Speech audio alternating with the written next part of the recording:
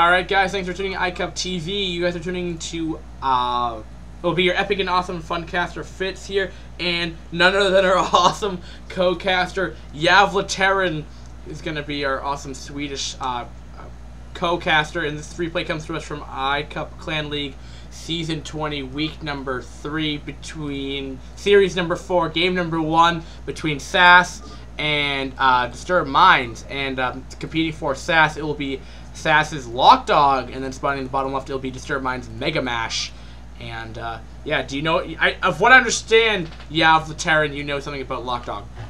Well, LocDog is, I mean, he's been playing in a lot of different series and tournaments this season, and he's been tearing it up with some interesting Zealot pushes and early Zealot aggression, and sometimes he goes into the speedlot aggression, and that's really when he shines, in my opinion.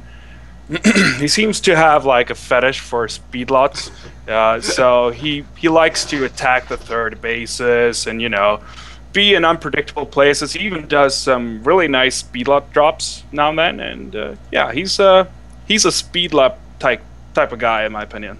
Yeah, and speedlot. The only thing I like to know about, the thing that I like to say about LocDog is that he did where the Overlord might be going off to the left, to the left would be, if the Zerg was in the left hand expansion, the Overlord would be going to the right side, and he was checking up at the third of that base and seeing if he would catch sight of the Overlord, but he didn't, and I think that's pretty cool. Yeah, well, he's a top class player without doubt, and yeah, he's been playing really solidly. I mean, facing some really tough opponents, obviously, but sure, I mean, he's been holding his ground, and also been, you know, playing in Gambit's Cup and all that, and yeah, I mean, I remember all of his extremely nice play with Zealots, I must say. I mean, some of his Zealot plays they're just genius, some of them actually. When he just like, suddenly he gets like an insight to just walk like 5 Zealots across the map, and just like, there's probably a base here. Yeah. And there is one, and it's not defended enough, and he snipes a hatchery and just goes to town, you know. It's like, it's perfect.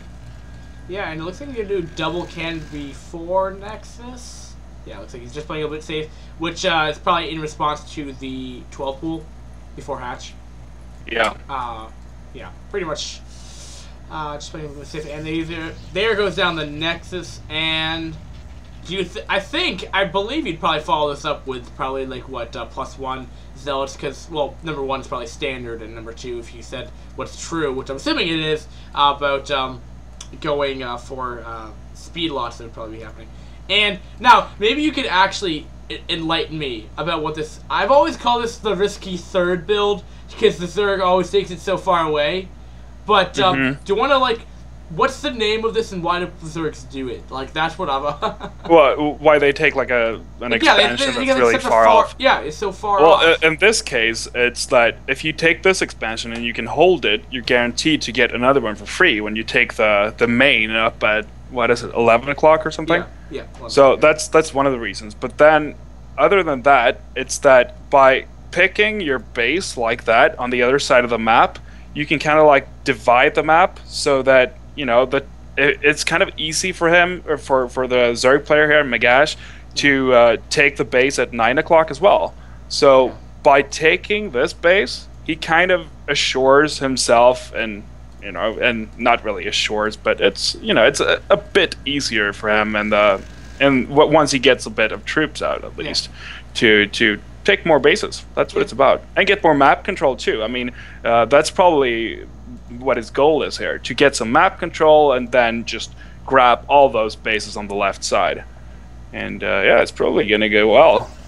But there's a risk about it though, and that's that he's facing LocDog. Yeah, and as you can see, LocDog, he's not afraid of anything with his Zealots. He's just walking around on the map with them, and just like, you know, he's gonna look around and try to snipe some hatcheries. I'm sure of that. Yeah, you know, I've seen obviously a handful of CVPs before, and what sometimes happens is they do the timing push with +1 charge, or with charge lot coming up, which he's obviously getting, his Citadel's coming up 3 gate, and what gate 4, 3 and 4. Yeah, 3 and 4 are coming up right. I mean, 2 and 3 are coming up. I mean, you can't. There is a timing window where Zelt can go in here and deny this. I mean, fairly efficiently. But that's granted if the Zerg. Sometimes though the Zerg will invest so much into playing defensive on like sunken this like Sin City it up very quickly. But yeah. Just a little comment here about the scout is that LocDog, he went in with the scout and he saw the lair morphing. So then when he saw that, he knew it was not going to be a Hydra bust. Yeah.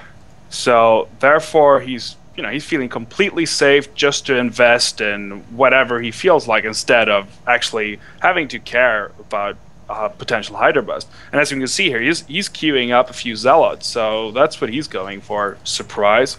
Yeah. And surprise, the wall looks really nice too as well. I mean, it's tight between the gateway and the forge, and there's a long gap here where you got to run if you want to do run by. So it's a perfect wall in my opinion. Yeah, and then this is where he starts putting down the next hatchery on the natural, right? You can put down a macro hatch at the natural and third, if I'm right, which is exactly what he's doing right now. And then comes the Sim City. Yeah, this is like generic. This is like generic fighting spirit stuff right now. Yeah, well, I mean, it's a generic Zerg build, I guess. It's a typical 3-base Spire into 5-hatch Hydra, the good old classic. And something to note here is that the pylon placement in LocDog's natural is kind of interesting. One could think that this pylon is actually blocking the gas somehow, but it's not. It's like it actually enhances the gas mining time, so it goes a little faster by making the probes going in a straighter line. So that's it shows some skill actually. Oh yeah. Yeah. Well, here we go. I mean, if LocDog's able to lock down this base right here, it's gonna be very nice for him to do so. But will it be enough though? Zealots are pretty beefy ass units here. Does he have +1? He does have +1, and a lot of those lanes are done. And speed as well. I mean, look at this. This is just beautiful. This. GG. Okay. Or he's just like, nope, never mind, my third's dead, okay. Yeah, so we guess we just saw where that timing window allows for a Protoss to go and counter that third and make it a bit more risky. Maybe if that base came up a little bit faster, maybe one put up the macro hatch on the natural over to the third a bit more faster, and then put up the Sunkens a bit faster as well might have helped. But feel free to elaborate. But you have to remember that a 3-base Spire into 5-hatch Hydra isn't really a build designed to defend against +1 pushes or so. Yeah. Because +1 pushes used to belong to the era before that. That was the savior era, so to speak, when you would do different types of builds that are much more in the type as in Terran